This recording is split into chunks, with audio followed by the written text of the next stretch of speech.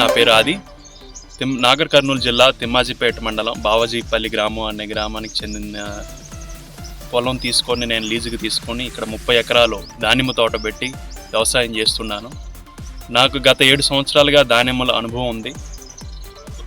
అటుపక్క కర్ణాటక కొప్పల్ జిల్లాలో అటుపక్క విస్తృతంగా చేసేవాళ్ళం. అటు నుంచి ఇది కొత్త ఏరియా, ఈ ఏరియాలో కూడా పెట్టాలి, మన తెలంగాణలో పెట్టాలి అనే ఉద్దేశంతో ఇక్కడికి వచ్చి 30 ఎకరాలు ప్లాంటేషన్ చేయడం జరిగింది.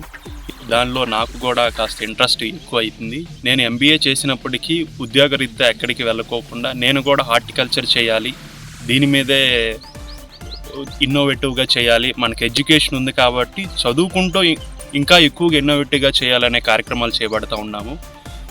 నా MBA కంప్లీట్ అయిపోయిన తర్వాత ఉద్యోగాల కోసం చూడకుండా డైరెక్ట్గా వచ్చి ఈ దానిమ్మ వ్యవసాయంలో దిగాను. దీని గురించి తెలుసుకొని స్టడీ చేసి ఒక 1 year పాటు కంప్లీట్గా చెట్టు గురించి, చెట్టు ఆహారం ఎలా తీసుకుంటుంది, చెట్టుకి ఎటువంటి రోగాలు వస్తాయి, చెట్టుకి వాతావరణం ద్వారా సంభవించే ఏంటి, వర్షాల వల్ల సంభవించేవి ఏంటి, వీటికి వచ్చే డిసీజెస్ ఏంటి, వీటికి వచ్చే పురుగులు ఏంటి, వాటికి ఏ ఇన్సెక్టిసైడ్స్ వాడాలి, ఏ పెస్టిసైడ్స్ వాడాలి అనే దాని గురించి కంప్లీట్గా స్టడీ చేశాము. ఆ తర్వాత సాయిల్ గురించి చూసాము. సాయిల్ ఎటువంటి సాయిల్ అయితే ఏ అనుకూలంగా ఉంటుంది అనే విషయం గురించి దాని గురించి అవగాహన తెచ్చుకున్నాము. ఏ సాయిల్ అయితే కరెక్టు, మొక్కకి ఏ రకంగా ఫుడ్ ఇవ్వాలి, మొక్కలో చెట్లుకి ఏ రకంగా అయితే కాయలు డెవలప్ అవుతాయి అనే దాని గురించి బాగా స్టడీ చేసి, ఆ తర్వాత వాటర్ గురించి, వాటర్లో pH లెవెల్ ఎంత ఉంటుంది, మనం కొట్టిన మందు పని చేయడానికి ఏ రకంగా పని చేస్తుంది, ఏ వాటర్లో అయితే పని చేస్తుంది అనే దీని గురించి బాగా కేస్ స్టడీ చేసి ఫుల్గా 1 year పాటు దీని మీద అవగాహన తెచ్చుకొని, ఆ తర్వాత దీని మీద ప్రాక్టికల్గా మా రిలేటివ్స్, మా కజిన్స్ ఆల్రెడీ కొంతమంది చేస్తూ ఉన్నారు, వాళ్ళ తోటలు విజిట్ చేసి ప్రాక్టికల్గా చూసి విషయాల గురించి అవగాహన చేసుకొని మేము ఇందులో దిగడం స్టార్ట్ చేశాము.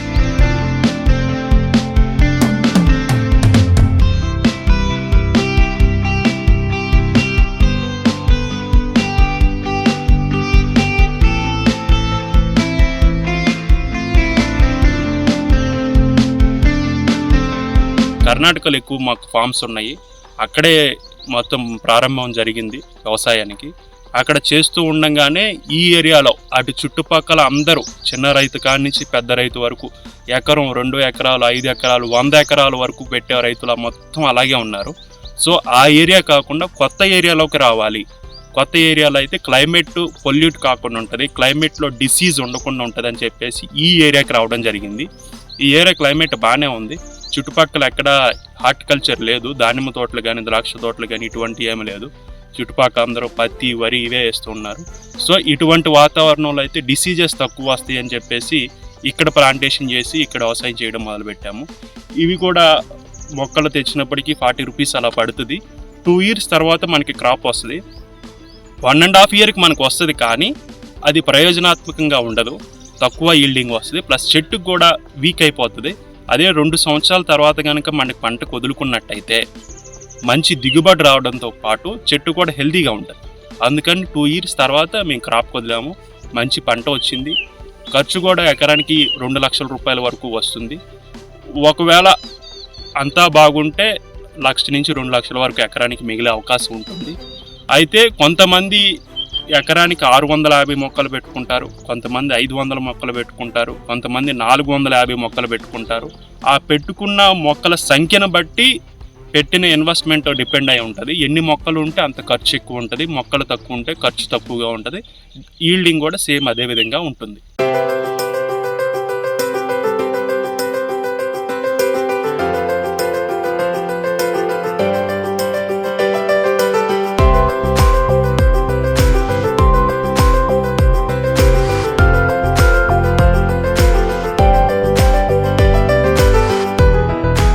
కవర్లు వేయడానికి గల ప్రధాన కారణము మేము ఎండాకాలం పంటలో వదిలాము, అంటే మే జూన్ టైంకి పంటకు వదిలాము. ఇది నవంబర్ డిసెంబర్ టైంకి వస్తుంది. నవంబర్ డిసెంబర్ టైంలో మంచు బాగా ఎక్కువగా ఉంటుంది, పైగా ఇది కొండ ప్రాంతం వల్ల ఇంకా ఎక్కువగా మంచు ఉంటుంది. ఈ మంచు పడిన తర్వాత ఆ తేమ ఈ కాయ మీద ఉంటుంది. ఈ ఎండ అయితే ఎప్పుడు పడిద్దో ఆ తేమ మీద అక్కడ సన్బర్న్ అయిపోయి కాయ నల్లగా అవడం జరిగింది. దాన్ని ప్రొటెక్ట్ చేసుకోవడం కోసం దీన్ని మనం వాడాల్సి వచ్చింది. ఇప్పుడు ఇది వేయడం వల్ల మంచు దీని మీద పడుతుంది కానీ కాయ మీద పడదు. డైరెక్ట్ సన్లైట్ పడినా సరే దీనికి ఎటువంటి ప్రభావం జరగదు. చక్కగా నైస్గా కాయ వస్తుంది, మంచి షైనింగ్తో క్వాలిటీతో వస్తుంది. అప్పుడు మార్కెట్లో మనకి మంచి రేటు దొరికే అవకాశం ఉంటుంది. మార్కెట్ విషయానికి వస్తే ఇటు తెలంగాణలో హైదరాబాద్లో కూడా కొత్తగా మార్కెట్ స్టార్ట్ అయింది, ఫ్రూట్ మార్కెట్ బాటసింగారం అని. ఈ మధ్య అది కూడా బాగానే ముందుకు సాగుతూ ఉంది. నార్మల్గా ఫస్ట్లో అంటే బెంగళూరు కానీ, చెన్నై, మైసూర్, కోయంబత్తూర్ అటు సైడ్ బాగా వెళ్ళేది. ఇప్పుడు హైదరాబాద్ కూడా స్టార్ట్ అవుతుంది, మాకు అందుబాటులో వచ్చింది. అయితే మార్కెట్ అని చెప్పడం కంటే మన క్వాలిటీ అయినప్పుడు ఆటోమేటిక్గా వ్యాపారస్తులు డైరెక్ట్గా వచ్చి తోటలోనే కొంటారు. మేము ఏ రోజు లోడ్ చేసి మార్కెట్కి పంపించింది లేదు, డైరెక్ట్గా తోటలోనే మాకు అయిపోతుంది, వ్యాపారం అయిపోతుంది. వాళ్ళే వస్తారు, వాళ్ళే ఇక్కడికి తీసేసుకొని కేజీ లెక్క కొనేసుకొని మాకు డబ్బులు ఇచ్చి వెళ్ళిపోతూ ఉంటారు. మార్కెట్ విషయానికి వస్తే డిపెండ్, ఎక్కడైతే మార్కెట్ షార్టేజ్ ఉందో అక్కడ ఒక 100 రూపాయలు అంటే కేజీకి 10 రూపాయల నుంచి 15 రూపాయలు వ్యత్యాసం ఉంటుంది. కానీ ఇంచుమించు అన్ని మార్కెట్లో కూడా ఒకే రకమైన ధర ఉంటుంది.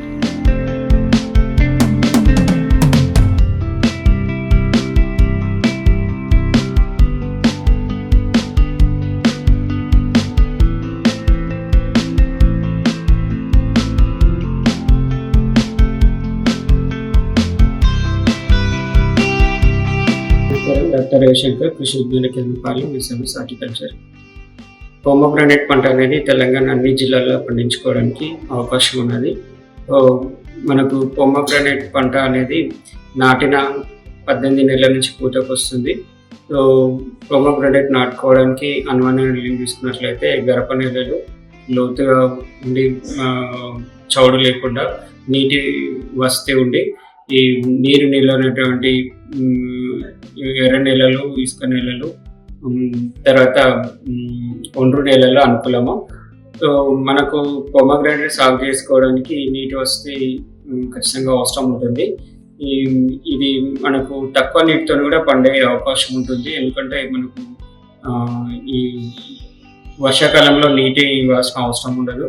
అలాగే మనకు పూత పిందె పట్టినప్పటి నుంచి ఒక 4-5 నెలలు మనం నీటి వసతిని ఖచ్చితంగా ఇవ్వగలిగితే మనము పోమోగ్రానైట్ కూడా సక్సెస్ఫుల్గా సాగు చేసుకోవచ్చు.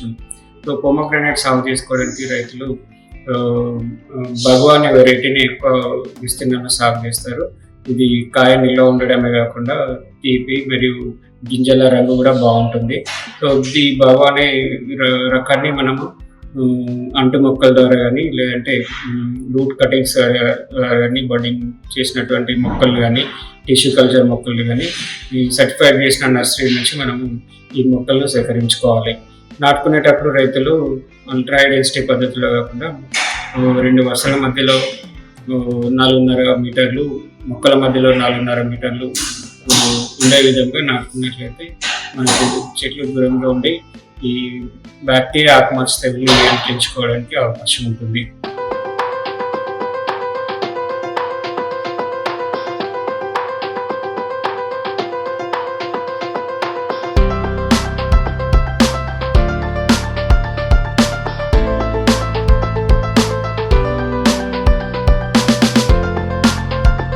పోమోగ్రానైట్లో చూసుకున్నట్లయితే ఇది ఎక్కువ సేంద్రియ పదార్థము, తర్వాత మనకు fertilisers, micronutrients, balance nutrient management అనేది చాలా ఇంపార్టెంట్.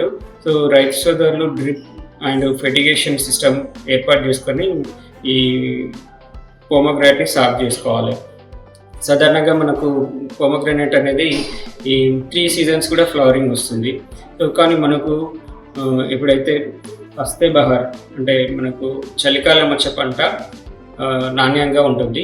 సో ఈ చలికాలం పంట రావడానికి మనం ఏం చేయాలంటే వర్షాకాలం ముందు మనం పంట తోటకు నీళ్లు పెట్టకుండా వాడు పెట్టి ఆకులన్నీ రాలిపోయేటట్టు చేసుకోవాలి. సో ఆ వర్షాకాలం మనకు పడిన వర్షాలకు కొత్త ఆకు చిగురు వస్తుంది. సో అది మనకు సెప్టెంబర్, అక్టోబర్లో పూతకు వస్తుంది. మనకు తర్వాత నవంబర్, డిసెంబర్, జనవరి వరకు మనకు ఫ్రూట్స్ అనేది తయారై మంచి నాణ్యమైన క్రాప్ మనకు చలికాలంలో వస్తుంది.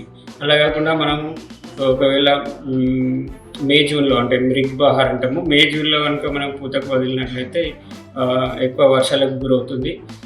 అలాగే అంబే బహార్ అంటే మనకు ఎండాకాలం అంటే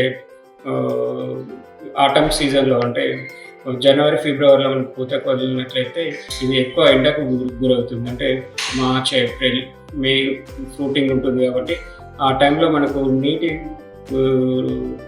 లభ్యత తక్కువ ఉంటుంది. నీటి కొరత ఉన్నట్లయితే మనకు మంచి పంటను తీసుకోలేము.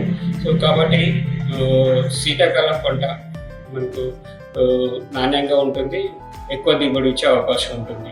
సో మనకు వర్షాకాలం పంటలో ప్రధానమైన సమస్య ఏంటంటే బ్యాక్టీరియల్ ఆకుమచ్చ తెగులు, అంటే బ్యాక్టీరియా గడ్డి తెగులు అంటారు. దీన్ని చాలా సమర్థవంతంగా నివారించాల్సిన అవసరం ఉంటుంది.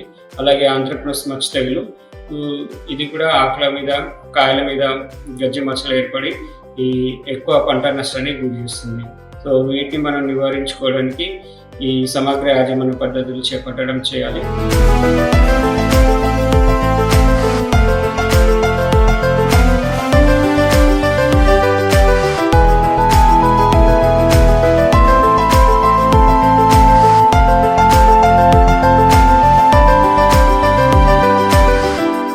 పొమగ్రానేట్లో వచ్చే ప్రధానమైన పురుగులలో చూసుకున్నట్లయితే మనకు కొమ్మ తొలచ పురుగు ఒకటి, తర్వాత కాయ తొలచ పురుగు, దాని తర్వాత మనకు బటర్ఫ్లై ఒకటి వస్తుంది, సిట్రస్ బటర్ఫ్లై. ఈ పొమగ్రానేట్ బటర్ఫ్లై కూడా మనకు వస్తుంది. సో ఇది మనకు కాయలు పక్వానికి వచ్చినప్పుడు రాత్రి వేళల్లో ఈ బటర్ఫ్లైస్ అనేది కాయలను పంచర్ చేయడం వల్ల పైనుంచి వర్షం కానీ తేమ కానీ పడినప్పుడు కాయలు కుళ్ళిపోవడం జరుగుతుంది. సో వీటిని మనం సమగ్ర పద్ధతుల్లో అంటే ఫిరోమోన్ ట్రాప్స్, లైట్ ట్రాప్స్ ఏర్పాటు చేసుకోవడము, తర్వాత ఫ్రూట్ బ్యాగింగ్ చేసుకోవడము. సో దీని ద్వారా మనము ఈ ఫ్రూట్ బోరర్ని కానీ లేదంటే పొమగ్రానేట్ బటర్ఫ్లైని మనం సమర్థవంతంగా కంట్రోల్ చేసుకోవచ్చు.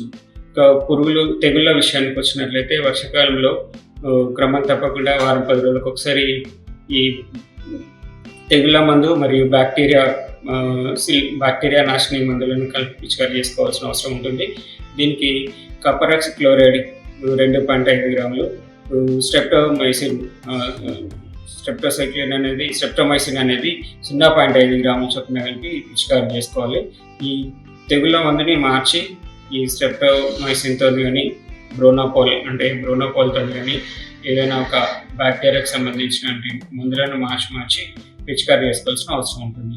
సో ఎండాకాలం మనకు ఎక్కువ ఎండ తిరుగుతూ ఉంటుంది, కాయలు సన్ స్కాచ్కి గురయ్యే అవకాశం ఉంటుంది, తర్వాత కింద రాలడానికి అవకాశం ఉంటుంది. కాబట్టి దీనిపైన ప్రొటెక్షన్ కొరకు రైతు సోదరులు ప్రొటెక్టెడ్ క్లాత్ని మనం ట్రాన్స్పరెంట్గా ఉండేటువంటిది ఈ కాటన్ బేస్డ్ క్లాత్ని చెట్ల మీద పరుస్తూ ఉంటారు. అలాగే ఫ్రూట్ బ్యాగింగ్ చేసేటప్పుడు కూడా వైట్ బటర్ పేపర్ బ్యాగ్స్ ఉండేటువంటి ఫ్రూట్ బ్యాగ్స్ కూడా మార్కెట్లో అందుబాటులో ఉన్నాయి. వీటిని మనము నిమ్మకాయ సైజ్ వచ్చినప్పుడు మనం కాయలకు తొడిగి పిన్ చేసినట్లయితే ఈ కాయ మీద మనకు ఈ అన్నార్ బటర్ఫ్లై అనేది ఆలకుండా ఉంటుంది. అలాగే కాయ తలుచు పురుగు నుంచి కూడా మనం రక్షణ పొందవచ్చు.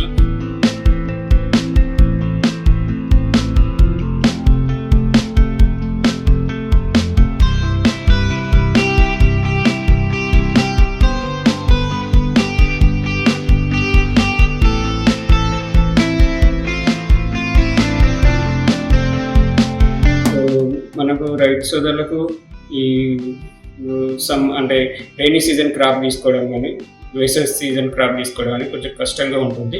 సో కాబట్టి మార్కెట్కి అనుగుణంగా ఈ మన ఏరియాకి ఎప్పుడు మనకు ఫ్రూట్ డిమాండ్ ఉంటుంది, దానికి సంబంధించి ఈ అనుకూలంగా ఉండేటట్టు మనం పంటను నియంత్రించుకోవాలి.